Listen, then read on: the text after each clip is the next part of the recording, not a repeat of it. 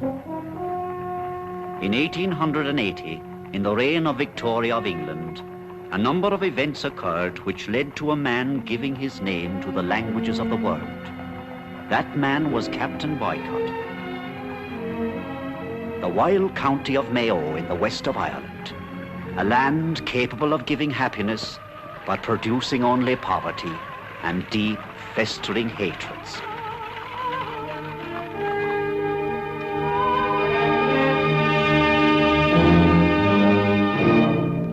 What's happened there? It's George Hussey, Major Scott's bailiff. Dead? Why wouldn't he be? 3 weeks upside down in a bog hole with 100 weight of stones round his neck.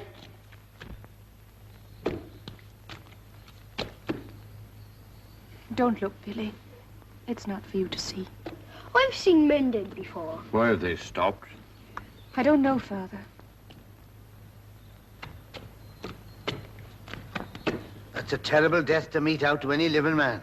What can you expect with Major Scott evicting in all directions? That's no reason for shoving a bailiff down a bog hole.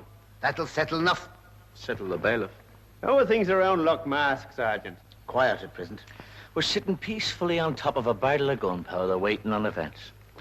It's a very delicate situation altogether. It'll be more than delicate for you if you don't deliver this post. Go along with you now. Oh, all right, all right. But when the rivers of Mayo are flowing with blood, give a quiet thought to what I said. Get along with you now, will you? When I tell you.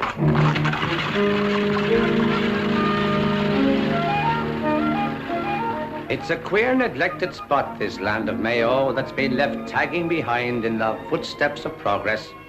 But it's your inheritance. It's been yours since time began. It's been handed down to you by your forefathers. And although somebody's got in between them and you for the last couple of centuries, it's still yours. Get that into your heads. Nature has given you a priceless birthright. She has endowed you with wealth beyond the dreams of avarice. Well, maybe she's been going a bit easy lately. The crops of 78 and 79 weren't too good, and this year's doesn't seem to be a whole lot better. But yet that's just the contrary way with nature. And look at your compensations. Look at your landlords, if you can find them. I've taught you to count. Then count. I count the 20,000 of our people that have been thrown off their farms in the last 3 years because they couldn't pay their rents.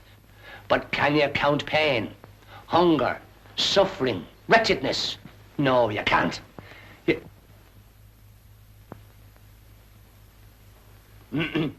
Well, leaving you to digest the historical importance of what I've been telling you, that concludes the lessons for the day. We're going on a walk tomorrow, picking a few flowers. Maybe we can find out what's wrong with nature. We're starting from the schoolhouse at 9 o'clock. Any of you living near Cong can gather outside Jack Donovan's pub there at 10.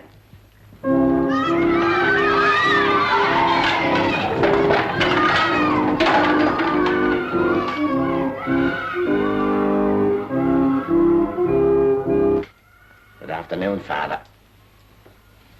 Would that be history or geography you were teaching them, Daniel? You're a father, you could call it a bit of both. You're shifting about a bit, aren't you? The last time I was here, it was the Sahara Desert you were giving them.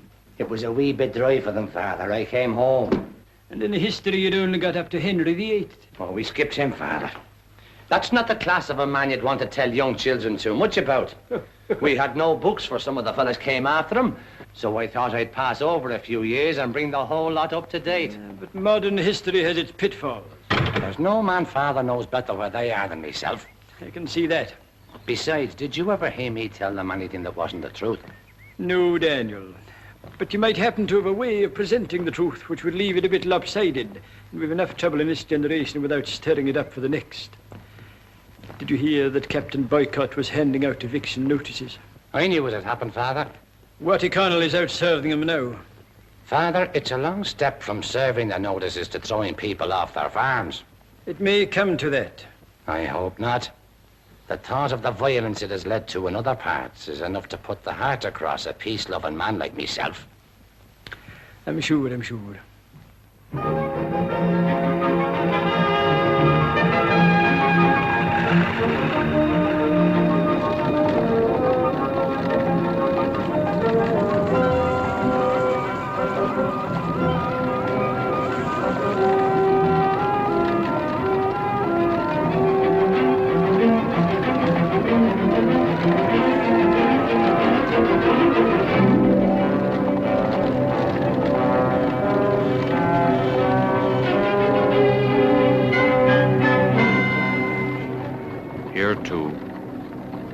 It's the same everywhere.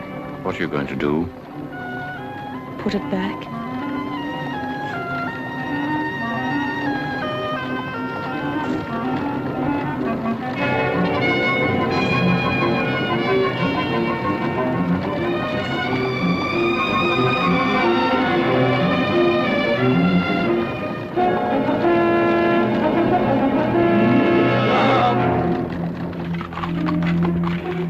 You're late, Sean.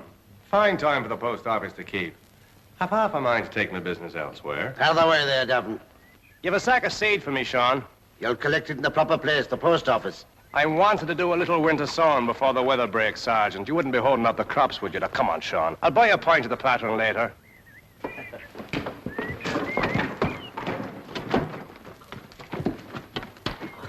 Damn, boy.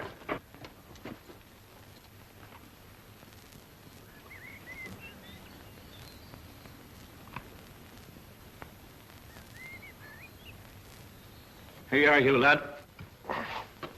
Seeing Martin Egan's tent by the bowling alley. They found George Hussey. Where? In a bog hole at Tumakady. I've known worse than Hussey. He's inside. Family by the name of Culane. Taken into Mother Creek's. Look you here, Sean. You're deliberately wasting the government's time and money. Well, that's fair enough. The government's got plenty of time and most of our money. How's Corrib, lad? Grand. See you around 7:30 then. Ain't a while later, will you? Lads think the country's run for their benefit.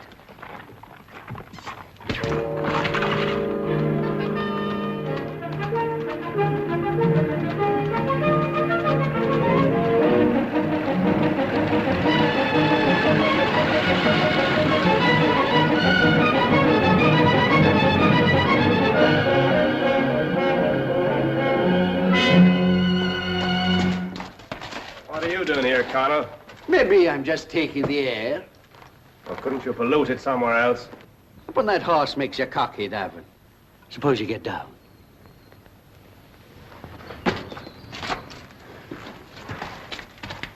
What are you after, Connell? Rising 5 now he'd be, wouldn't he? Never mind about the horse. But I do. And I mind the day Captain Boycott saw a horse Connemara Black was at grass in the lake field, and a certain mare got loose. Did she so? A fence down here, a gap opened there. 'Twas a neat piece of cunning. I would have done a thing like that without paying stud fees. You bred that horse from Connemara Black, Davin. I'd know the breeding anywhere. Well, if I did, I'd be the only man alive who got something for nothing out of old Jimmy Boycott. If I was a farm bailiff, I wouldn't be slow looking for police protection. Speaking for myself, I'd feel safer with the military. No, with a horse like that, you'll not have to be worrying over owing rent. So that's it. In a few months, you'll get your rent. Thinking of running the lad at Koran races? I might. And you fancy Captain Boycott will wait till then for his money? Well, he's waited a 12-month. He's mindful of that. Supposing the horse loses? It's a thought that never entered me head. I've known it happen. Take my advice, Davin, and sell it to someone better fit to train it and stick to your farming. The way I run my farm is my affair. And the captain's, too, when the rent is owing. There's your process, served on you in a proper and legal form. Let you pay in the time named in the order, or we'll evict you and sell you up. Do you think we're likely to wait until Koran races, on the off chance of a half-trained horse carrying off the prize?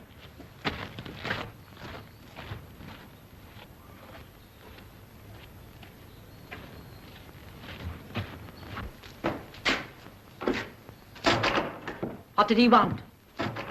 The old story. A present from the captain. I've been thrown off better farms than this stretch of shaved bog, and paid less rent for them. It's not losing the farm I'm concerned about, it's the lad. It's no more than you deserve. There's a deal else you might be doing instead of gallivanting round with a horse. Watty Connell has just reminded me of the time when Connemara Black was grazing in the lake field and a few bits of fence fell over in some queer fashion. If I didn't make a way for the mare here and there, it was the unlucky day I did it. I never reckoned on you spending 3/4 of your waking hours with the animal. If your father was alive, he'd have had something to say about it. With you around? He wouldn't have taken an eviction notice from any bailiff or process server without belting the hide off of him if he left it at that. You wouldn't have got him meekly accepting a state of affairs like this. He spoke to the landlords in the language they understood, and it's not so different today. I'm told there's opportunities hereabouts for a man that's so minded. I've heard tell of them gathering together again. organising and drilling, ready for the moment to strike. There are times when I don't recognise your father in you, son.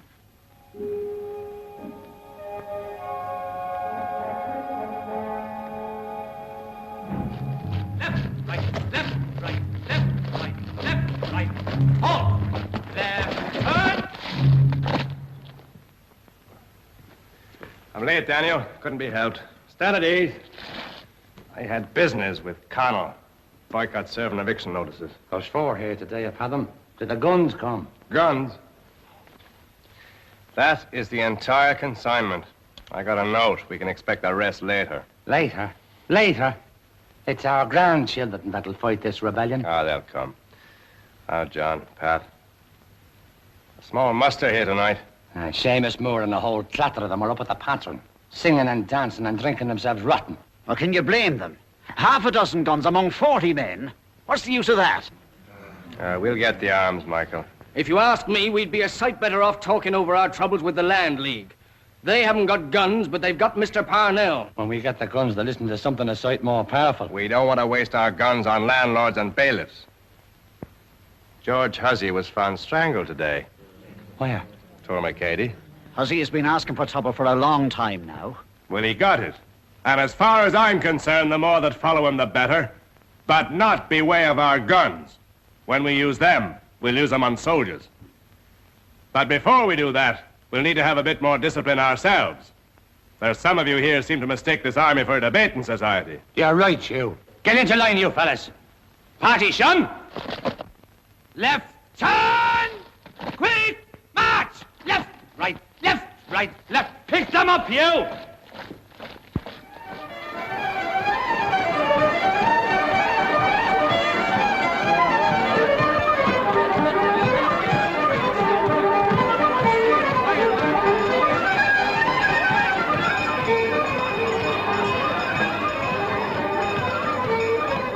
Hello there, Hugh. I was wondering where you'd got to. Good evening, Father. We were up in Jack Donoghue's place, Father. We were having a divil of an argument about Greek philosophy, but it went on a bit too long. Jack Donaghy's here, Daddy. We were talking to his daughter, Father. His daughter's here with him. We mean the youngest daughter, Father. Oh, the youngest, dear me. Now, let me see. She must be nearly 8. Oh, all of that, Father. And you were discussing Greek philosophy. Well. But she's a very remarkable child for her age. She must be. If I were you, I'd move her up a form or two, then. It was the look of her from the back that attracted me first. And when she turned around, I saw that the face fitted the figure. I've been waiting for that point since 8:30. You've been filling in the time, I see. Another here, Martin. I was watching her dancing out there just now. She was like an angel sailing over the ground. I never saw the like of her here.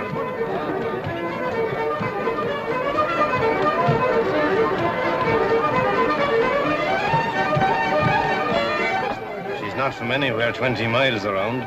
That I'll swear. You think I'll try me lock at the bowling alley? If you're looking to meet her, she's here with Mary Cree. I saw Mary going into Mother Eyre's tent to see how many babies the cards had in store for her.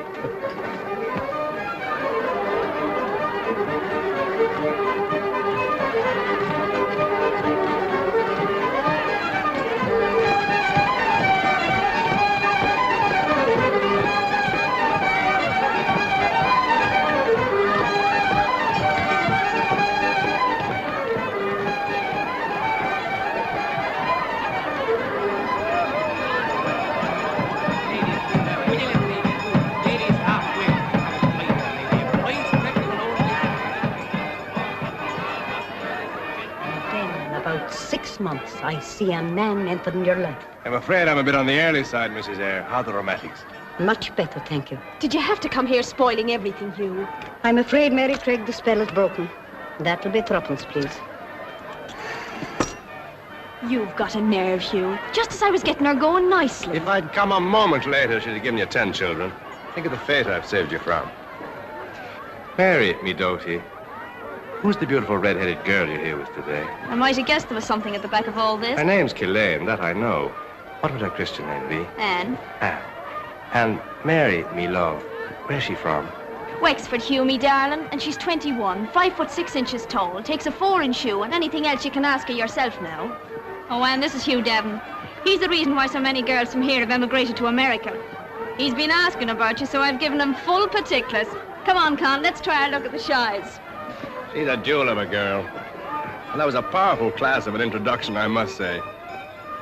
I saw you on the coach today. I remember. It's a long journey from Wexford. 2 days. The only thing that travels fast in Ireland is gossip. Well, it spreads the good news. This belongs to you, does it not? Yes. Sack split open. There was nothing to tie it with. If I'd have lost that seed, I'd have been in a bit of a fix.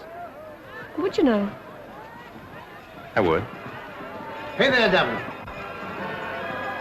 I want a word with you, my lad. Where's Watty Connell? Connell? Yes. He should have met Captain Boycott a full 3 hours ago. Why should I know where he is? Have you tried the pubs? You know as well as I do that Watty Connell's a total abstainer. You were the last man to be seen with him. I passed the 2 of you together myself. He served me with an eviction notice and then he went off up the Killala Road. Can't a man go off on his own without you come? When bailiffs go off on their own, they have a habit of not coming back. What do you mean by that, Sergeant? The postcoach arrived over 3 hours ago. Where have you been since? I've asked you a question, Devon. Supposing I don't care to answer, Sergeant. Why should I account to you for my movements? Maybe you'd rather account to the magistrates. Search him, Harry. There won't be any need to do that, Sergeant. He's been with me the whole evening. He was here when I came. I didn't ask you to interfere in this, young woman. There seems to be no reason for disbelieving her, Sergeant. This is my responsibility, Father. And I wouldn't be taking it too lightly. I would remind you there can be no arrest in law without reasonable suspicion. I wonder will you know your law so well, Father, when Connell's found dead. You'll talk then, Devon. And I'll have something to say to you, young woman. Good night to you all. Good night, Father. Thank you. I'm going home now. I'll come with you. It's not necessary. You can't go home alone.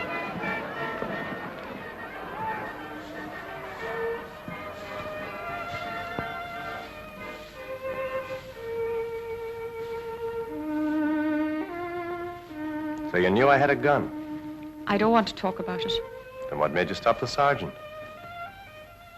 I had a brother once who was caught with a gun. I wouldn't want that to happen to anyone else. They ran him in? They shot him.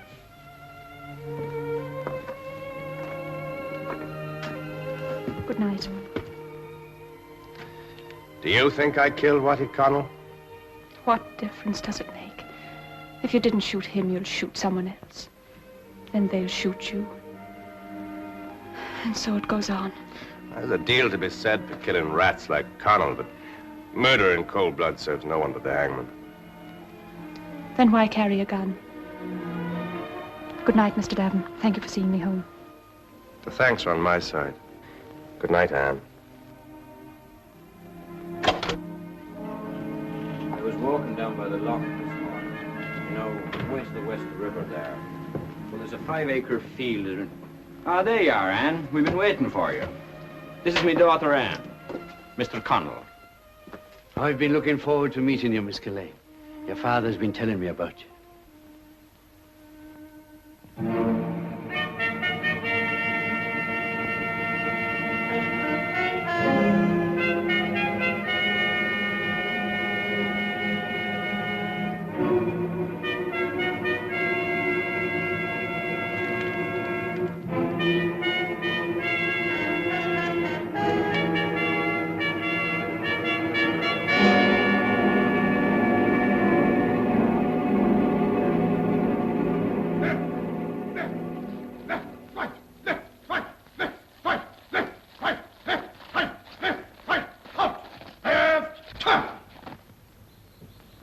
Right.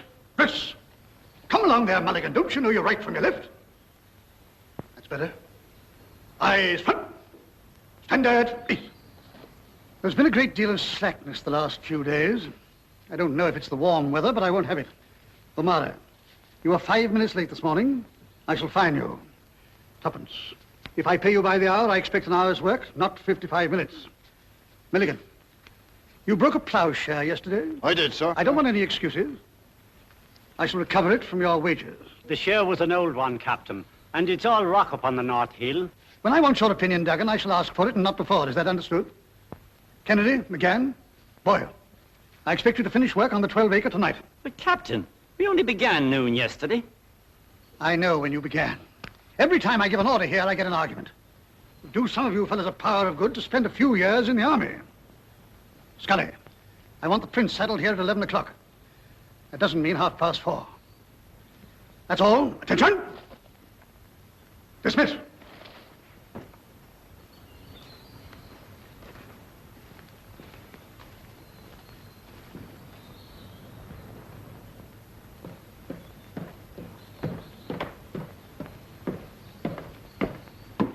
A deputation from the Land League, I hear, Captain. Land League. This country's organization mad, Connell. Used to be the Ribbon Boys, then the Fenians. Now it's this Land League. It's said they're after getting their way by peaceful means this time. Peaceful means? In Ireland, Connell, that is a contradiction in terms. Thugs, my dear fellow. You agreed to see them, Captain. They're getting above themselves. I intend to make that perfectly clear. I will not have any of this Jack's as good as his master nonsense here.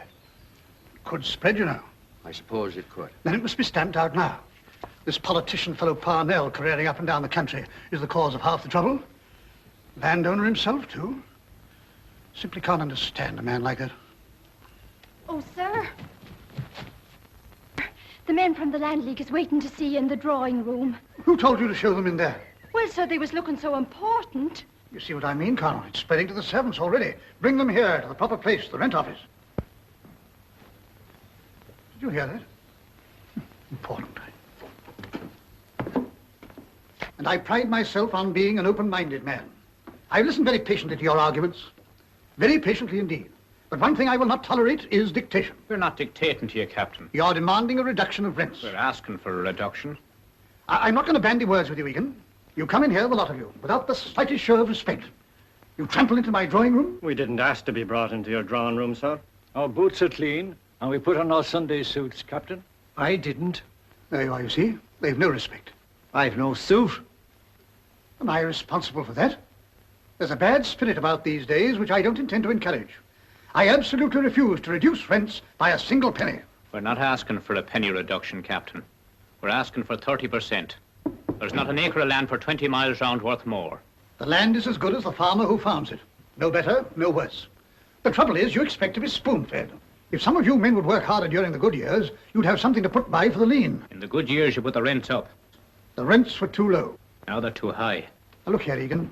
I've had enough of your insolence. You stick to your public house and your huckstring of bad whiskey. What right have you to come here and talk for these men? We elected Martin to speak for us.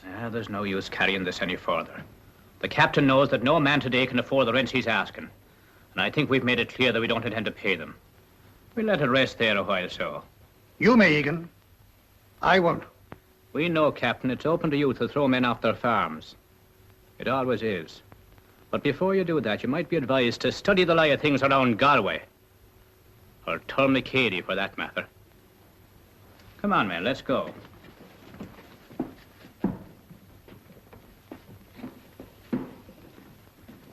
You know, there are times when I can scarcely believe my own ears. The old loyalties, the old discipline seem to count for nothing these days. No one can say that I'm an unreasonable man. Get out, boy. For this is sheer blackmail, you know, Connell. If they refuse to pay their rents, Captain, you can always evict them. Yes, I know, but immediately they get wind that I'm going to evict them, they'll either barricade themselves in or drive their stock up into the hills. All I should get out of it is some old woman's hens. Happened to Major Scott, you know. Scott went the wrong way about it. Oh, I don't see what else he could have done. The farms he evicted the people from are still lying idle. Well, that's just it. Because he didn't take the trouble to find new tenants before he evicted the old. They are not to be found. You know that, Connell. Not in Mayo. They're too frightened to take over a farm that somebody else has been thrown off. There's the whole of Ireland, Captain. Even one man might start the rot. You're looking for more courage than you'll find nowadays. There's not much count given to human life round these parts. Of course, if I were to give him police protection, no doubt that would make a difference. Might protect you too, Connell. Can't afford to have you found in a bog hole. Thank you, Captain. But the difficulty is to find someone willing to take the risk. He'd have to face unpopularity, be ready to stick it out. If I could find such a man, Connell, I'd evict tomorrow.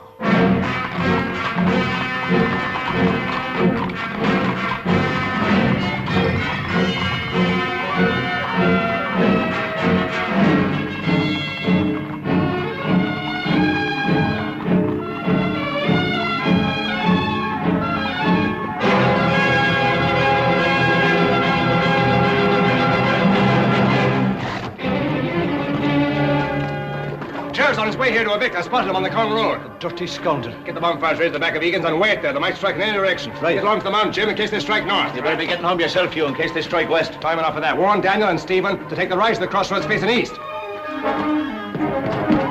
Martin, they're evicted. Back to your homes, lads.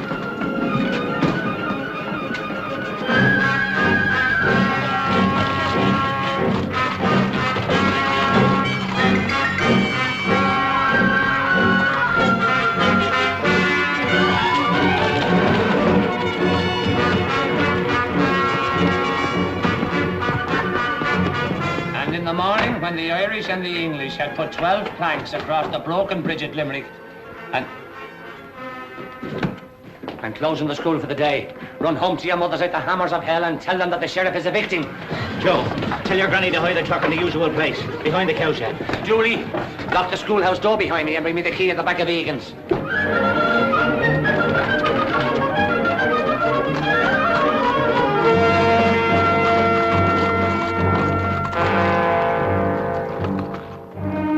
Get you home, Hugh. I'll be there half an hour before them if they strike west. We'll go down there now. I'll tell you the plan when we get there. You and your men follow me. Yes, Joe. Right. South. South, towards Con.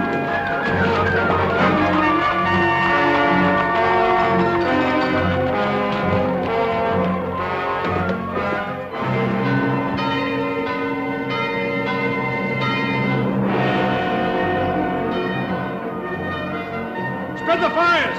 They're heading south!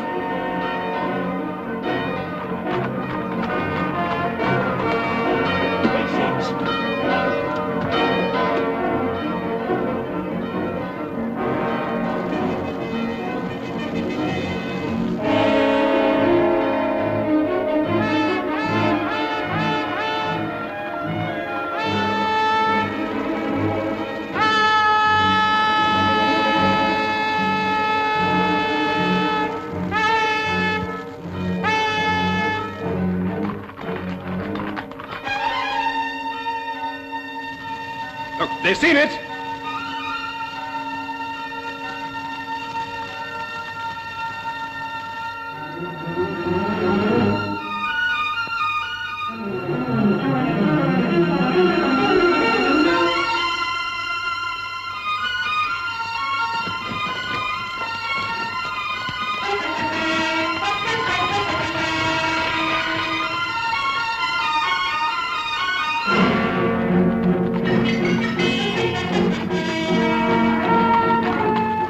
Coming up to the Headford crossroads.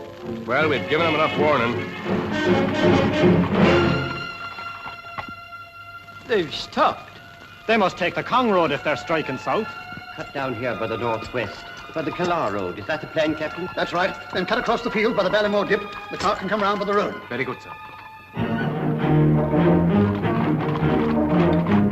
They've turned northwest up the Killar Road, so that's their game. The south was a blind then.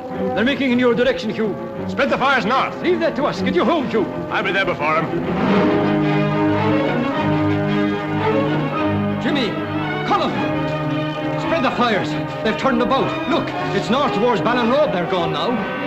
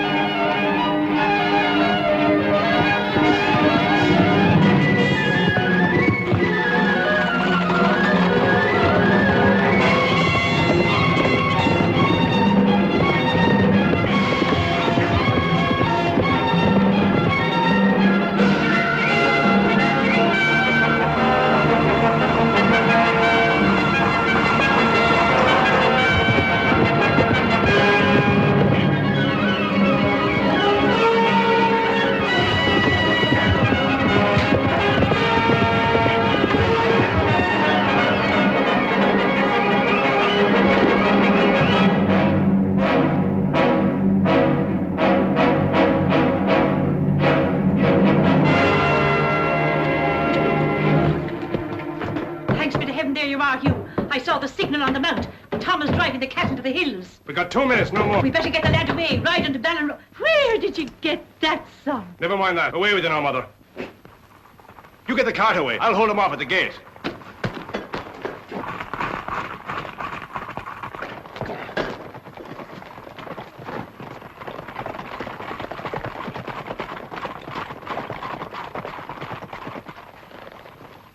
They've passed us by.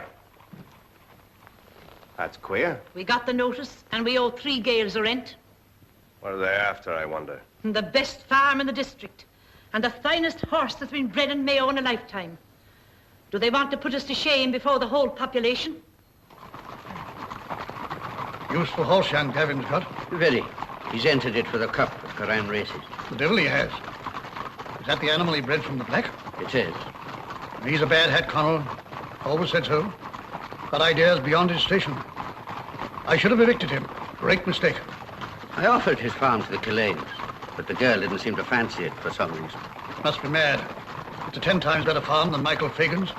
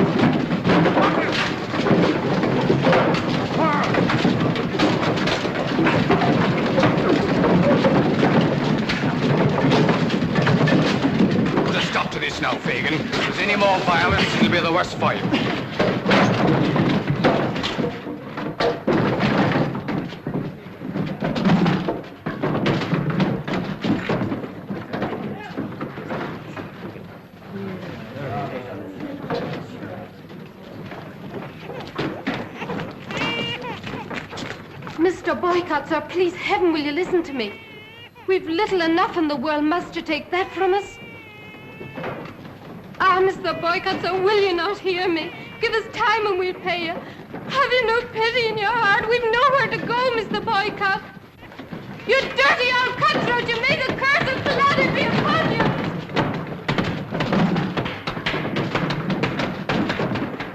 They're barring up that door and they're leaving the roof on. That's for a reason. They're going to put another man under it. I bet the great heavens the man who crosses over my threshold will have me to reckon with.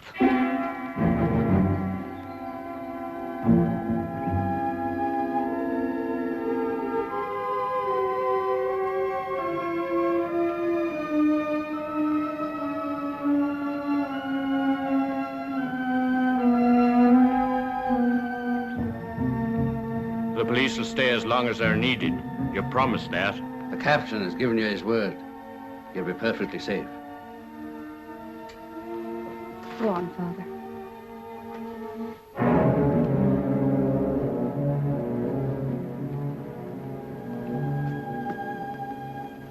And when the Land League went to see the captain, what happened? 10 days later, Michael here, and James Moore and Andy Clark were thrown off their farms. A fine state of affairs to sit down under. Aye, and will I tell you why we sit down under it? Because the entire country is hypnotized by the grand talk of Mr. Charles Stewart Parnell. You're right. The leader, they call him. A renegade landlord, swollen with his own importance, intoxicated by his own wild promises, and if the stories we hear about him are true, more interested in the woman he is than in the people of Ireland. Isn't that what I've been saying all along? The man is sapping the vitality of the country, turning us soft. Your daughter Mary is down below looking for you. She's in a great state about something. How can we get rid of Mr. Parnell? He's got the whole Land League behind him. We're not bothered about the lads behind. It's the fella in front. Mr. Parnell is addressing a meeting at Ennis on Sunday next, and the entire population of the West will be there. Now, if we was to break up that meeting, it might be the start of something. You, me boy, that's a great notion. It'll bring folks to a proper sense of their responsibilities, and it'll be a great bit of sport. Get a hold of Jim Wiley's break. That Hey could there. hold 20 of us. Mark Killane has just taken over Michael's farm. Who told you that? My daughter Mary has just seen Ann Killane moving their furniture into the farm. Did you know anything about this? Nothing. You were seen about with that girl. I knew nothing of this. Boycott must have brought her and her father up here to take over my farm. You didn't know that, maybe? Now, look here, Michael. It wasn't by any chance an arrangement between you and she that the captain passed over your farm. Hold hard, lads, hold hard. There's enough accusing going on here without starting on each other. Yeah, and there's the man that dares to talk about Parnell deserting his principles for a woman. You've said enough, Michael. Oh, you want to have it out, do you? No, not with you. With somebody else.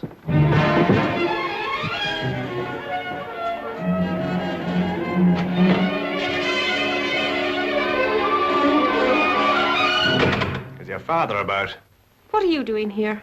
I came to find out what you're doing here. A man was evicted from this farm a few days ago. You knew that. I did. Yet you still took his place. We took it because we needed a roof. The man who was evicted needed a roof, too. You didn't give a thought to that. We had a farm and we were evicted. 3 years and my father hasn't worked since. Do you know what that means to a man? Do you think I'm going to let him rot his life away forever? No. You'd rather let others rot theirs away. You'd rather go crawling to Boycott than stand together with your own people. Stand together. I've heard phrases like that till my mind aches with the sound of them. They don't fill empty stomachs. People have died for him. My brother died for them. I saw him shot. I saw my mother and father thrown off their farm through it. I saw my mother die in a windy bar. And all because of this insane fight against the landlords. We'll go on fighting and we'll win. When? In 100 years' time when we're all dead. Sooner than that, if people like you can be prevented from betraying their own cause. We're not interested in causes. All my father and I ask is to be allowed to live our own lives. That's little enough, surely. Not if it means destroying others. We don't want to have anything to do with others. No? Well, you tell me how you can avoid it. We're all part of a community, either you're for it or against it. Then we're against it, and we'll stay against it. Not here, you won't. Get out of this place. A roof will be found for you. No. My father has sunk everything he has here. It's his whole life. We're not moving now. I don't care if everybody is against us and we haven't a friend in the world. My mind's made up. Will you go now?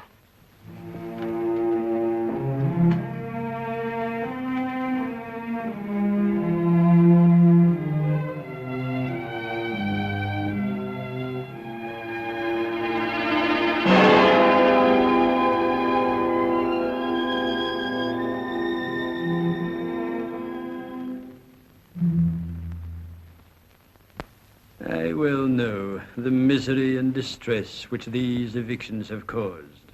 And I haven't lived in your midst for 20 years without understanding the resentment and bitter passions which have been aroused. Oh, and I know that even though you are Irish, it could be that one or two of you might think to resort to violence. And I must beg you to refrain. And do not think it is easy for me to ask you to love your neighbors without leaving out a couple here and there. And I might be accused of acting in a biased and unchristian manner if I were to indicate to you that I consider the actions of certain individuals of this parish to be vile, inhuman, and utterly reprehensible. But if I were to hint that I think that certain other people have behaved in a way which, to say the least, is unneighborly, short-sighted, and foolhardy, oh, yes, I'd be going a long way outside the duties of a parish priest if I were to pass judgment on these people. Just as it would be improper for me to suggest a remedy. As, for instance, recommending you to go and listen to Mr. Parnell, who I hear is speaking in Ennis this afternoon. And since the subject's come up, I don't mind saying that it is the purest piece of chance that Mass has finished a bit earlier this morning than usual. However convenient it might be for the one or two of you who might be thinking, rightly or wrongly, of going to hear the great man.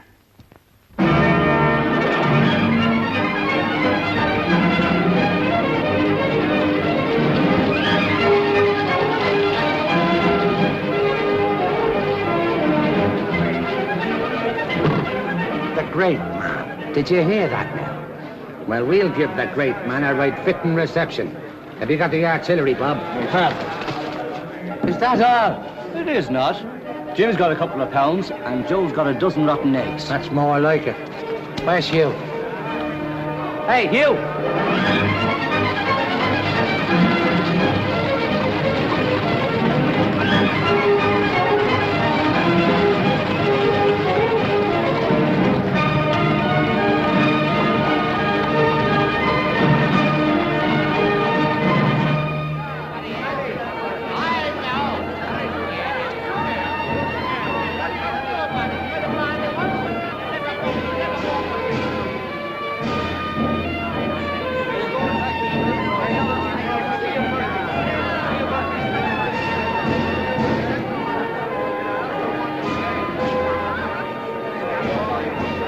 till I give the signal now. I'll let him get well into his stride first, and then when I throw, you all throw. You got that? Do you think they'll start any trouble? We're starting the trouble, Daniel. Yeah, but we're not in a very good position here. Will there be many in disagreement with us, do you imagine? I should think 100 against us for every one for us. As many as that? Every movement has to have its beginning, Daniel. Next time it'll only be 10 to 1 against. Next time.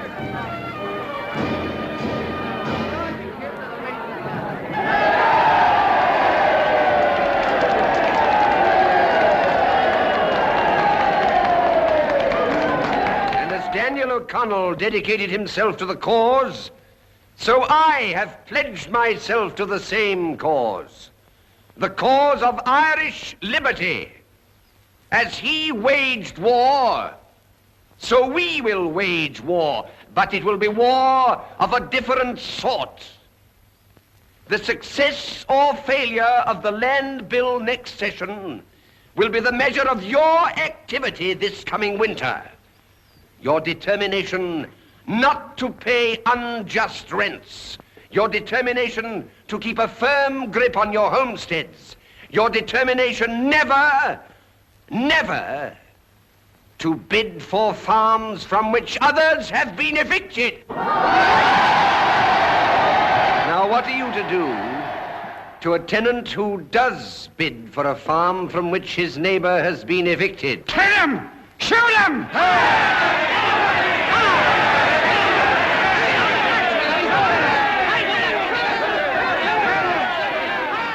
I think I heard somebody say shoot him. There is a very much better way, a more Christian and charitable way, which will give the lost soul an opportunity of repenting. When a man takes a farm from which another has been evicted, you must shun him. Shun him. On the roadside when you meet him, in the streets of the town, in the shop, on the fair green and in the marketplace, and even in the house of worship. By isolating him from his kind as if he were a leper of old, you must show him your detestation of the crime he has committed. Shun him, cut him, brand him, excommunicate him. If you do this, you may depend upon it, there will be no man so full of avarice, so lost to shame, as to dare to face the cold, accusing finger of public scorn.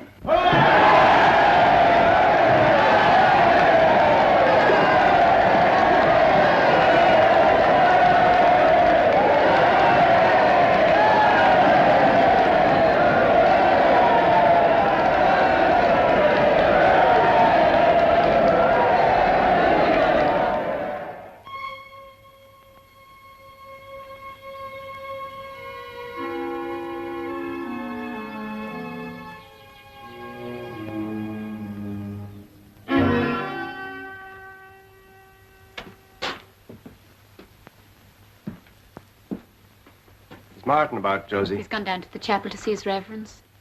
Did he say when he'd be back? He said he'd be gone some time.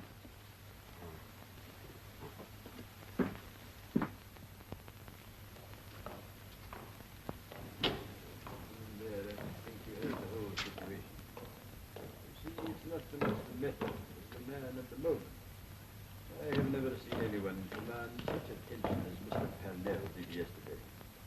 But the whole success of his scheme depends on the country being behind him. There's still a lot after giving him trouble, Father. Has it ever been tried sending people to Coventry and other countries, Father? It has been tried naturally in the course of history and with varying degrees of success. There'll be powerful opposition from the landlords if it does start. It'll be interesting to watch and see what happens. Why not let us make it happen? Let others watch. Why not start the whole thing off here in Mayo by sending old Jemmy Boycott to Coventry? Who asked you here? Nobody. I came to see you, Martin, and all of you. I didn't know you was the Land League, Father. I take an interest in everything that goes on in the parish, Hugh. What do you want with us, Hugh? I want to be with you. I believe Parnell has found the surest way to freedom for a people without weapons. We have an army of millions that doesn't need guns, pay, and a uniform. All that's left for us now is to act. Well said. We're only too pleased to have you with us, Hugh. But don't rush us, my boy. I heard you say just now that Parnell was the man and this was the moment. It may be the moment, Hugh, but is this the place? If you searched the whole of Ireland, you couldn't find a riper old rascal who said about than the captain. There's truth in that, and maybe if we set an example, you... Boycott and Connell are gone up to head for this evening. I had it from his housekeeper.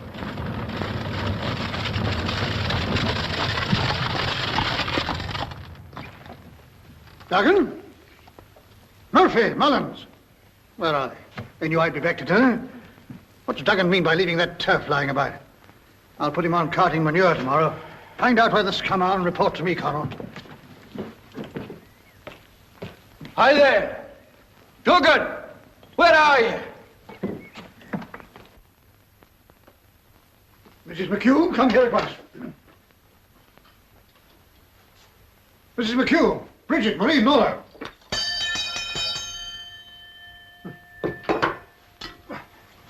Mrs. McHugh, where are you?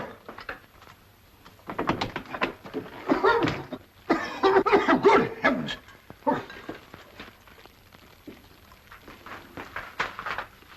Mrs. McHugh! Oh, confound them. I'll sack the lot of them.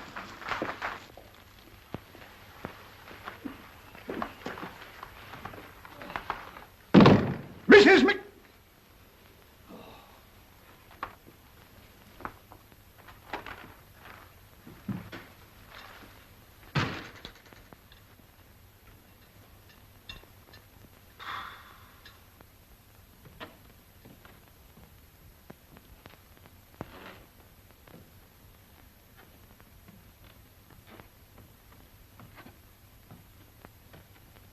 Bridget? Where are you going? Home, sir. What's happening here? I don't know, sir. You don't know. Where's everybody? Where's Mrs. McHugh? She's gone, sir. Gone where? To Claire Morris. She's spending the night with Mrs. Coyne. Mrs. Coyne, too. What's been going on in this house while I've been out? Answer me, girl. There's something queer happening. I've been to their quarters. There's not a soul left, stableman or labourer. Well, there's nobody in the house either, except this creature, and I caught her on the way out. Come on, you. What do you know? Nothing, Mr. Connell, nothing at all. Indeed, I don't. Somebody's been here talking to him. Who was it? I don't know, Mr. Connell. Then why are you leaving? He said we were to leave. Who said it? He was a stranger, Mr. Connell. I never set eyes on him before. Indeed, I didn't. Talk now, will you? Out with it, you little slut, or I'll tan the hide off you. Who was it? Hugh Davin. Hugh Davin? What the devil can he want with a dozen men and 7 servants? We'll soon find out. There's more to this than meets the eye. Well, nothing meets my eye, Connell. Nothing whatsoever. Absolutely incomprehensible.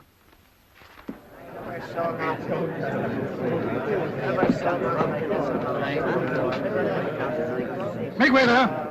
Stand to, you men. Stand to. It's you I want, Davin. What the devil do you mean by forcing your way into my house and persuading my men and my servants to leave their work? Answer me. You got Monday's paper there, Martin. I have. I didn't come here to read newspapers, confound you. It'll save a whole whack of talk. You can get Parnell's speech there, on the front page. I'm not going to read a lot of seditious drivel. I asked you why you came to my house and told my servants to leave. So long as you go on demanding high rents and throwing people off their farms when they can't pay them, no man or woman will work for you. Your food will go uncooked, your horses unshod, your bread unbaked, and your crops ungathered. Apart from that, you can live in perfect peace, Captain.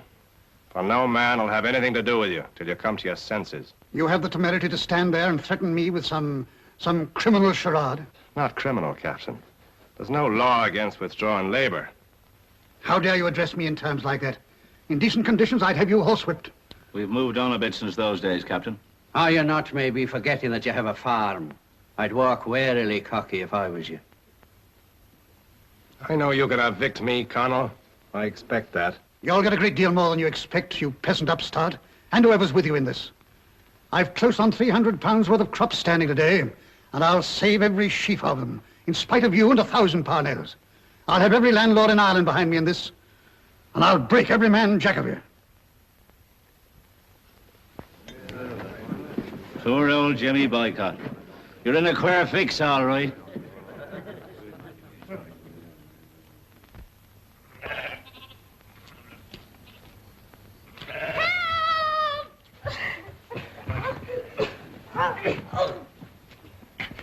Hey! Get away there! Billy.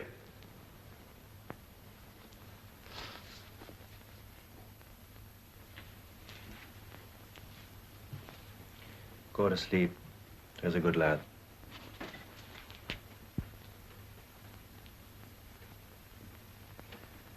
This'll happen again and worse if you stay on here, you know that. I warned him not to leave the farm. Next time it'll be your father. We have police protection. Police protection. One night from an ambush it'll happen. They'll bide their time. Why do you come here saying things like that? We've done nothing to deserve this persecution. Can't you go away and leave me alone? You've time enough to be left alone. I didn't ask for your pity. Do you believe it's pity?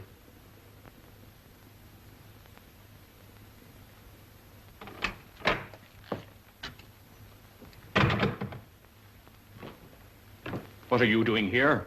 Billy was set on by some boys. Hugh brought him back. Is he all right? He's all right now. I suppose you expect our thanks. Father. Well, we've no use for your kind here, with your threats and your fancy ideas. Do you think you and a crowd of young jackanapes can bring down a revolution on them that's been running things for hundreds of years? Ah, you poor Egypts. With the back of their hand, they'll knock you flat. Will they so? We shall see. Goodbye, Anne.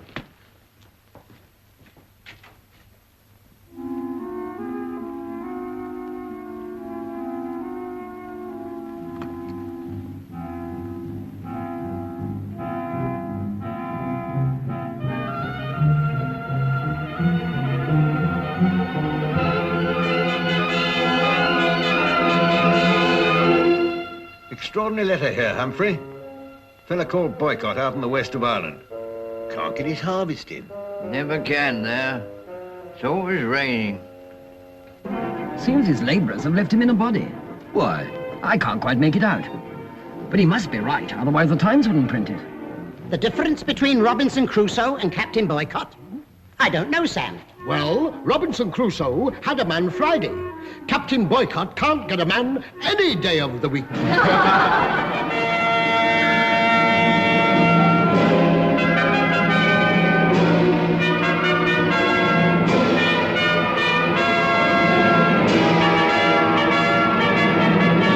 Violence in its most terrifying form is being dealt out to that gallant, unfortunate gentleman, Captain Boycott. His cattle have been maimed, his stock stolen, and his ricks burned. He and his bailiff dare not venture abroad without the strongest police protection. Excuse me. I wonder if you could help me. I represent the London Times. Could you direct me to some responsible person connected with the local branch of the Land League? Responsible person? Oh. Oh, I see.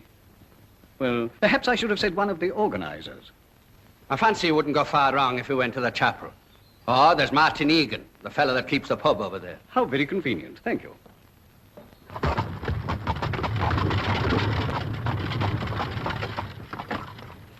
Just pull round the corner and wait for me there. And don't tell any other newspaper man where I am. Hello, here's Charlie. Hello.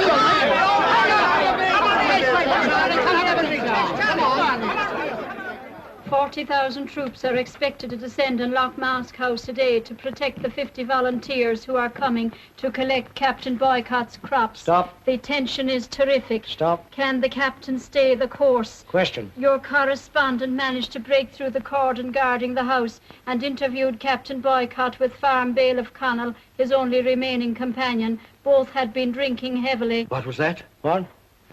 Yeah, he's right. Cut out the drinking. We don't want any sympathy for him in the States. The captain stated that the volunteers and their escort are expected hourly and that they will set up camp.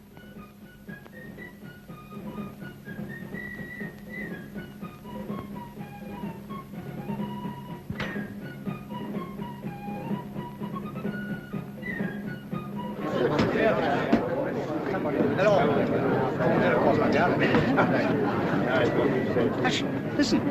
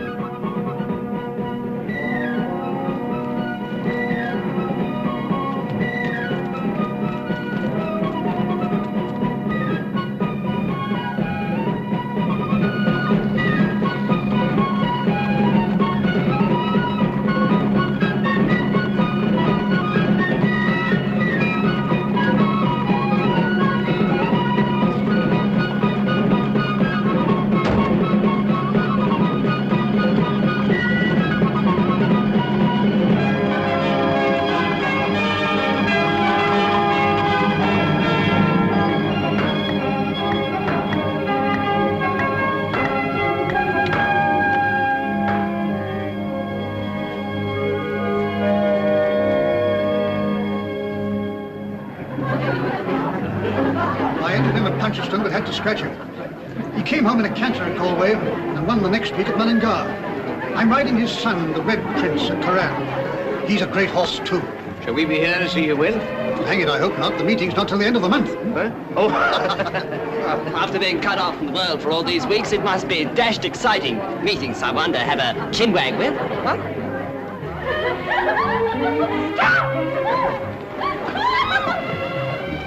Press, you know. Couldn't keep them out. Well, Colonel, I very much appreciate the help you...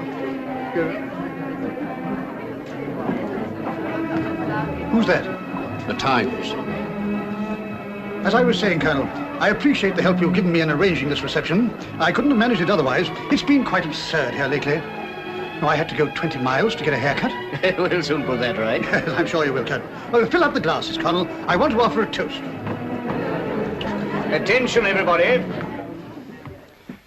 Ladies and gentlemen, I should like to take this opportunity of welcoming to Lockmask that gallant band of officers and men who've braved the terror which grips our countryside and threatens our lives, our liberty, and our property.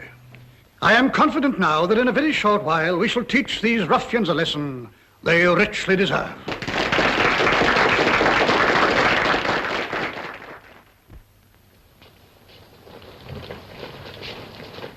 Didn't I tell you the landlords would fight to the last drop of the other fella's sweat? It'll take something a sight stronger than talk to settle this.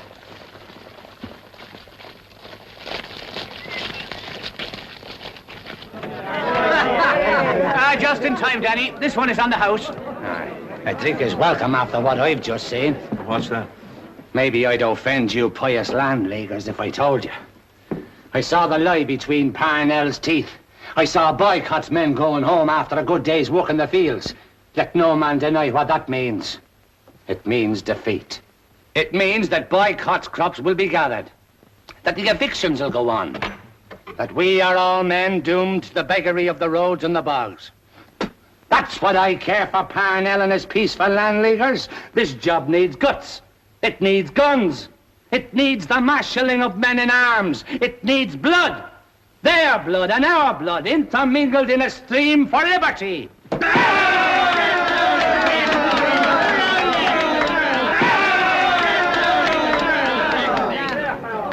Come on, Danny, give us another speech. That's right. Another speech. I'm received in silence by me fellow countrymen, while me English enemies cheer me. She is maybe in uniform, but ain't you still human beings? Heaven help you. We're that all right. We're only carrying out our orders. Well, that doesn't stop us from thinking a thing or two. Yeah. Well, let's hope in that, yes. Give them a little time and encouragement. Just a few points here, Martin. Well, you have the next one with me. But don't let's drink to the Queen or Mr. Parnell. Let's just drink to us. Huh?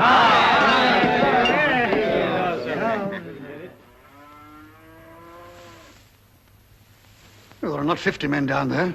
Nothing like it. Do you think the others have started on the 12-acre? I doubt it. I'd like to have some of these fellas on the barrack square. They've been on that field since Monday. I thought a week at first, 10 days perhaps. It's over 3 weeks now, and they haven't half the crops in yet. It's hitting me badly, Colonel. Very badly. You remember the Colonel asking if they'd be here for Curran races? They will be now. They'll be here for Christmas at this rate. My only chance now is to gamble on the Prince at Curran. You think that wise? Well, I must recover my losses, man. Davin's horse is still in the race, Captain. Nonsense, Colonel. However good the horse may be, trained by an amateur, it can't possibly stand a chance. You know, it wouldn't surprise me, Colonel, if half the trouble we're having wasn't brought about deliberately by that roughneck Davin and his mob. I've been watching him lately. Hi, what's going on up there? Come down here at once and get back to the fields. I don't pay you for this sort of thing. Sure, we'll do it for nothing, Captain.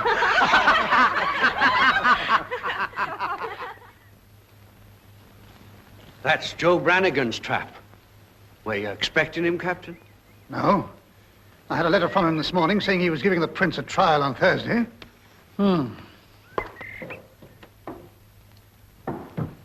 What is it, Joe? The Prince has broken a fetlock.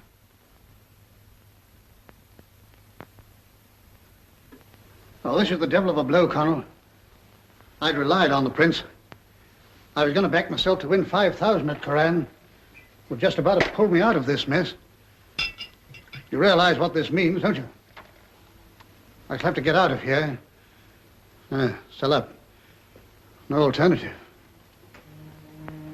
I banked everything on winning this race. You might still, Captain.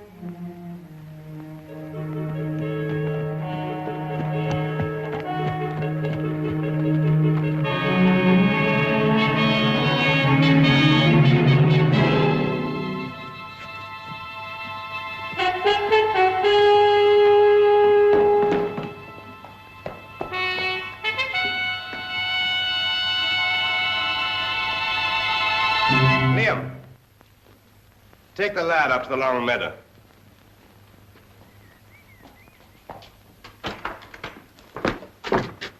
Oh, there you are, Hugh. You're back early. What was Michael Fagan doing here? He was after a load of the short side, but I told him you were needing it. Why would he want it? He's no farm. Sure, it was an excuse for a bit of a talk, I suppose.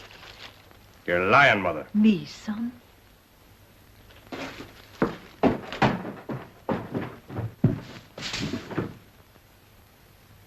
Where is it? I don't know, son. You gave it to him. The poor lad's wife and child are hungry, Hugh. He wanted the gun to do a bit of poaching. You can't blame him for that. You know that's not why he took it. You don't believe me. All right, so. It's time somebody showed fight round here. The people are starving and dying for the want of work. And you stand here like a gawk and...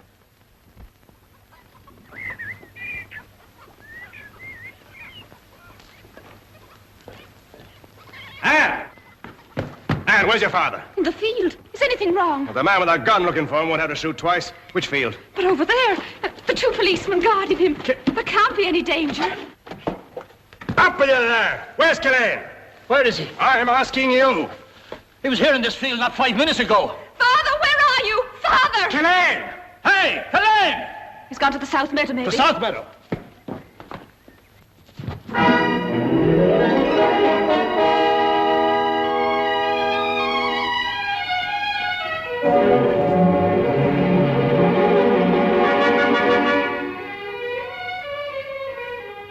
Who is the man with the gun?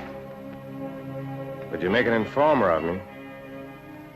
I'll promise you this much. If I can find him, I'll get the gun off him. Thank you. Not everyone would have come to warn us. They dug an open grave in front of our door the other night. That's the third threat they've made. Well, one day they'll carry it out. You can't stay here. Where can we go? Well, there are farms that are not forbidden. None that we can afford. Now, you could share a farm. With whom? Who'd want strangers like us? Why are you looking at me like that? I was thinking. You are a stranger. We both are. We scarcely met when we quarreled and parted. And I love you. You're not in love with me. You can't be. You can't be. You just can't. You said that 3 times. You knew I was in love with you the night I brought Billy home. I did not. Oh, you're a desperate woman. I'm trying to be a sensible woman, but you're not helping. I'm trying to. I'm asking you to marry me and share me farm. Oh, Hugh, we can't. I've caused you enough trouble already. Think what would happen.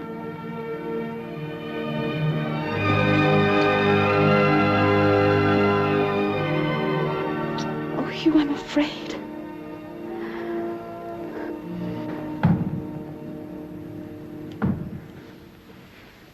What's that? I don't know.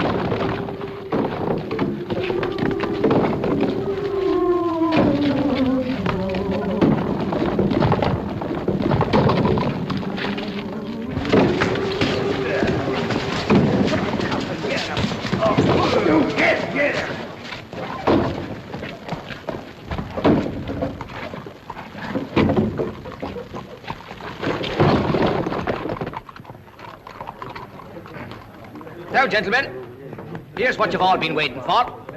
The 5-year-old grey gelding Corab lad, schooled over fences and hurdles and passed as sound. I'm not going to say a lot about his pedigree. There's a bit of confusion here in the stud book. But his mother was a grey called Sally Jane. And according to rumour, she got around quite a bit. One day making a casual call on his father, who was at grass at the time, but didn't let it grow under his feet. Well, now, ladies and gentlemen, you have seen the noble animal. What am I bid? What am I bid? £5. £5. Gentlemen over there having a nice, quiet, private joke. Come on now, let's get down to business. Make me an offer, someone. Who'll give me a bid? Gentlemen, I'm not here for the good of me health, and I'm not here selling umbrellas. I'm starting this horse at £50, or I'm hanging up me hammer. Here, Sean, give me a bid for £50, no? What about you, Seamus? I've sold you worse horses than this for more money. Well, I've never given a horse away like this before in my life. Very well, gentlemen. It'll be written against me in the book of judgment, but he goes for a £5. To Captain Boycott for £5. Go on, go on. You're better off away from here, Captain. And then on top of that, you pay £5 for this animal, which sounds rather like dishonesty to me. Dishonesty? Now, look here, Colonel. That's going a bit too far. And they wouldn't bid for the horse at the auction. Well, I couldn't help that, could I? Well, that's beside the point. It's taking advantage of the situation, to say the least. Now you add insult to injury by deciding to ride this animal at Curran. Well, the horse was entered by Davin. There's not much difference, surely, in the mere changing of a rider. Eh, Colonel? Nobody except ourselves and Brannigan need know who's riding the horse until the day of the race. How can you both make such childish pretensions? Childish? Even my own men will see the injustice of it. You can't make British soldiers fight for what any fool can see is a rotten cause. Colonel, it's not a matter of choice for the captain. He must win this race or go bankrupt. I'm thousands in debt. Between the laziness of the labourers and the wholesale pilfering of your soldiers, I'm nearly ruined. I'm not interested in your domestic affairs, Captain. My duty as a soldier is to keep the peace here. If you ride this horse at Curran, I will not be responsible.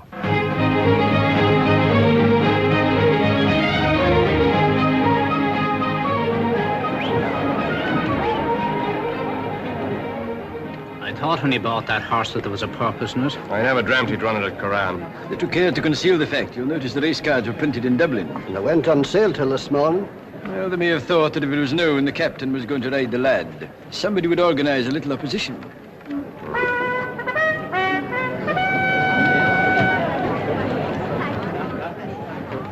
They're not taking any chances.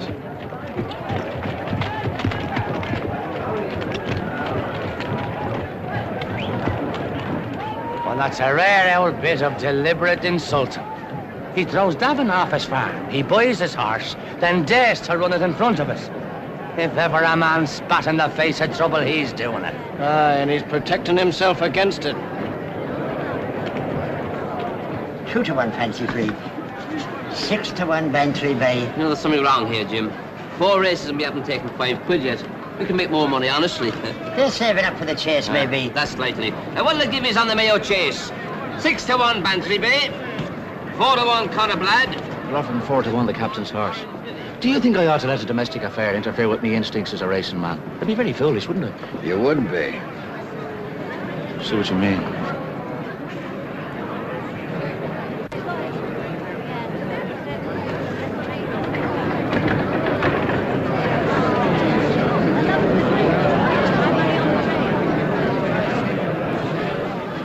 It's easy to assess the mood of a mob, but the behaviour is unpredictable.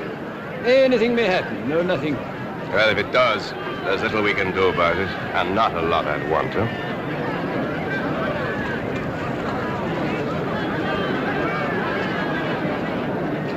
I got 3,000 at 6s and 2 at 8. Bantry Bay and Fancy Free are the chief dangers. Bad stays, both of them. I'd have given a lot to see the faces of our friends when they see the car. Well, I'd give more to see him when I pass the post. If you're first past. I shall be. Good luck, Captain.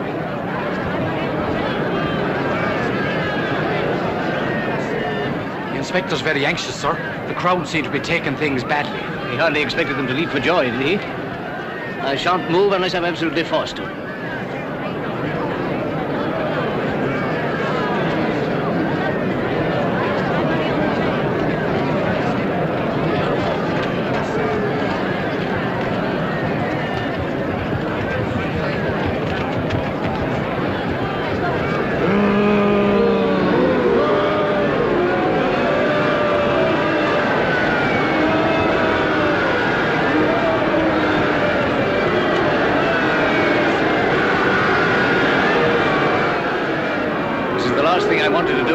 I shall have to. Deploy in front of the stands, as far as the crowd extends. We'll leave the police to take care of the rest.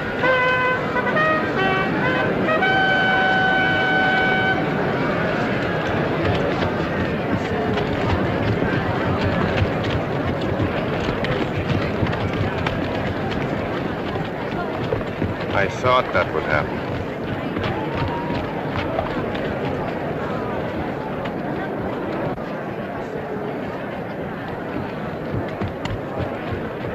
So we stand here and allow Mr. Captain Boycott to walk all over us.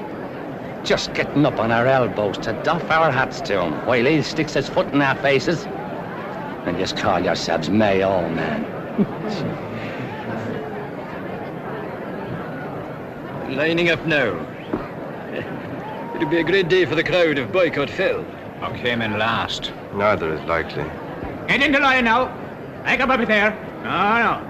Up you come now. Get ready. Off!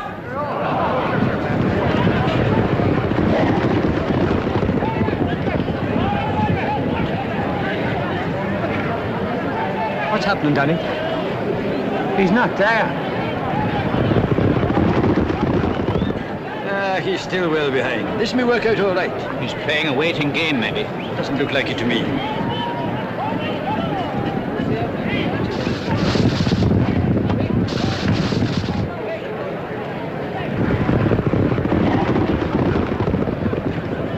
He's moving up now. He's just behind the leaders. He'll win the race, be a distance. You think so? I ought to know. He's my horse. They're in a bunch now. There's three of them together. Fancy Free is in front, Fancy Vey, then Corabla. He's coming up now. They're coming to the jump. He's over it. He's in the lead now. He's running away with it. No. Fancy Free is still well there. Fancy Free is falling back. You're right, Hugh. I'm afraid it's all over by the circle. That could go on quite a time.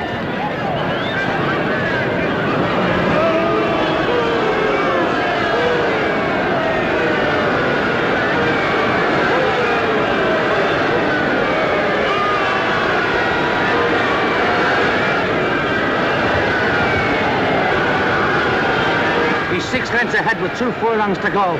And we stand here like a bunch of helpless idiots watching him.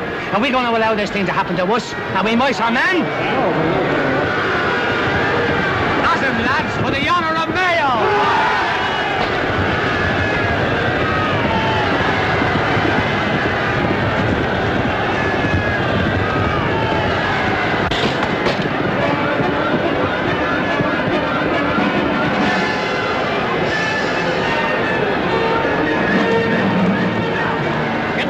Quick!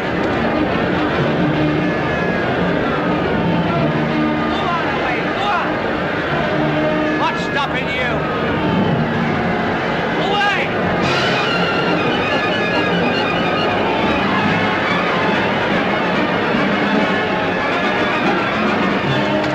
How do we, Captain? For your life?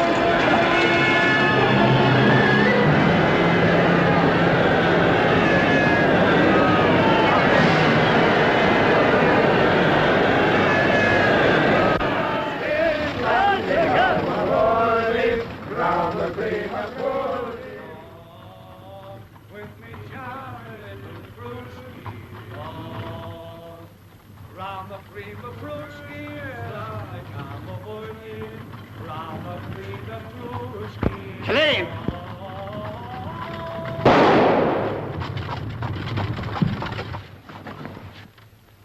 It's Fagan and Mark Kathleen. They're fighting us out. Look now!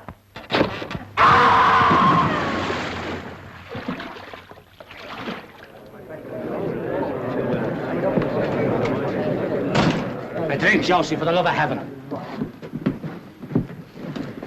What's up, Danny? I'll tell you what's up. Michael Fagan is dead. Dead? Do you mean dead or killed? I mean killed. Killed by that dirty land grabber Killeen. How did it happen, Danny? How does a murder always happen when a cutthroat is allowed to live amongst us? He threw Michael into the quarry on the Cong Road. I saw it with my own 2 eyes. Cold-blooded murder. A man whose only offence was to be thrown off his farm. The Arrow not men at all. These times don't breed men. Go easy, Danny.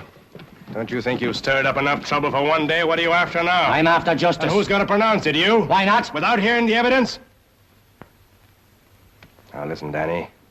You and I have known each other a long while. Time was you used to take me advice.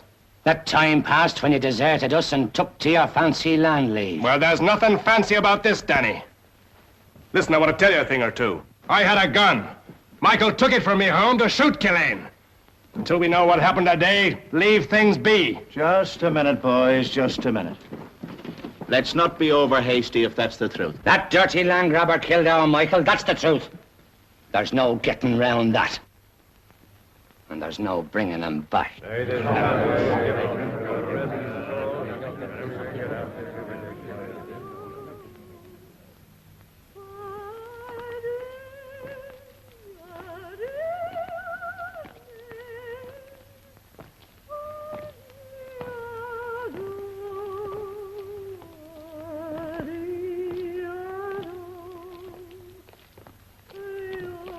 Poor Michael.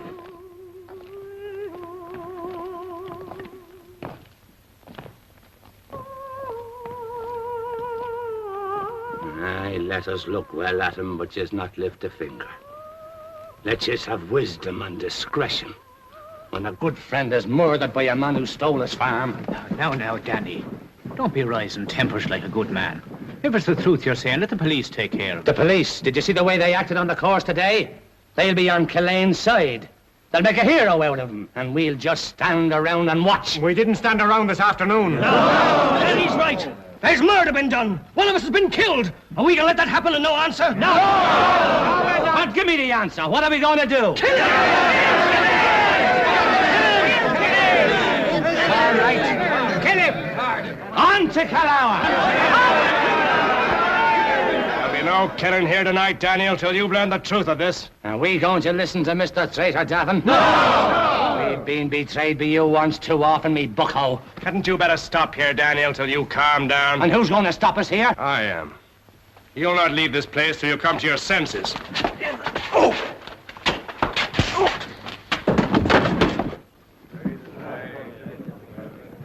Let him lie. Come on, off to Killore. Wait now. There's police in the street everywhere. We don't want to start any trouble. Them that think as I think drift out peacefully in 2s and 3s, and we'll all meet up at the Headford Crossroads in 10 minutes. Right. You got it that time, Hugh, lad. Josie, get us a glass of water, quick.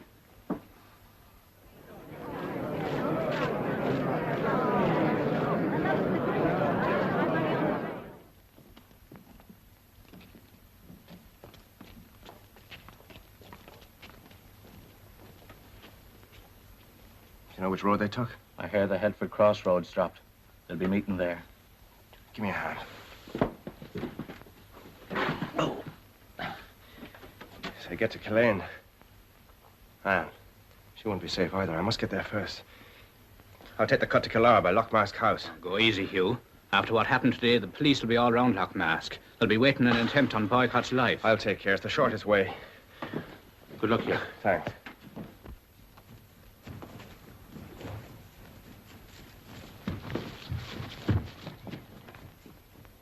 Are we all ready? Yes. Off with the show.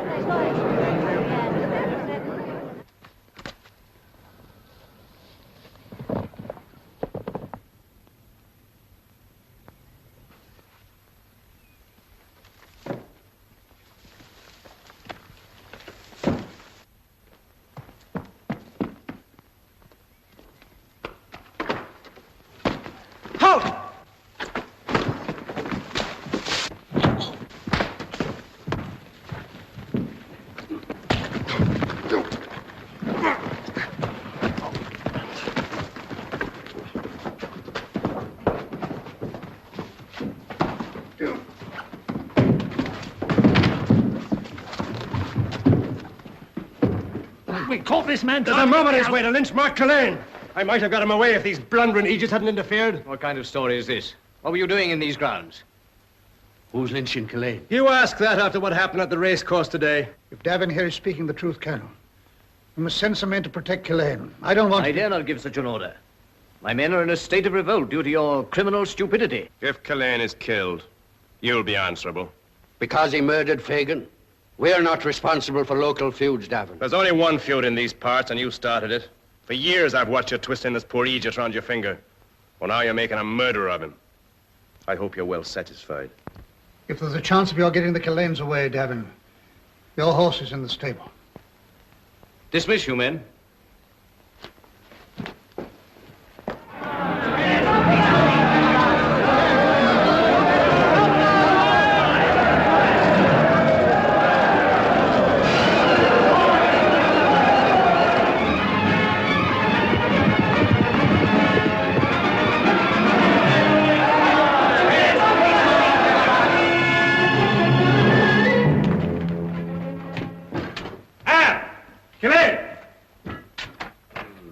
Grant unto him, O Lord, and let perpetual light shine upon him. May he rest in peace.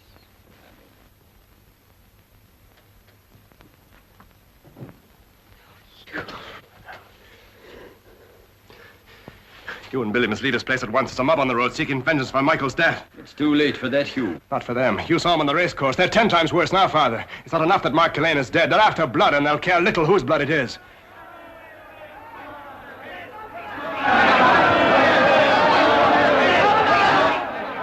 Get away from here at once, for the love of heaven. I'll try and stop him at the gate. You come back.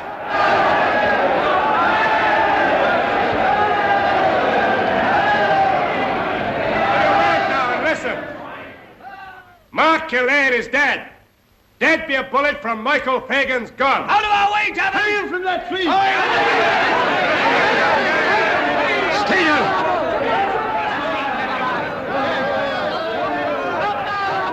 Still and listen to me. Out of the way! We want justice. Daniel McGinty, you had ever more heart than head. What a blundering fool you are.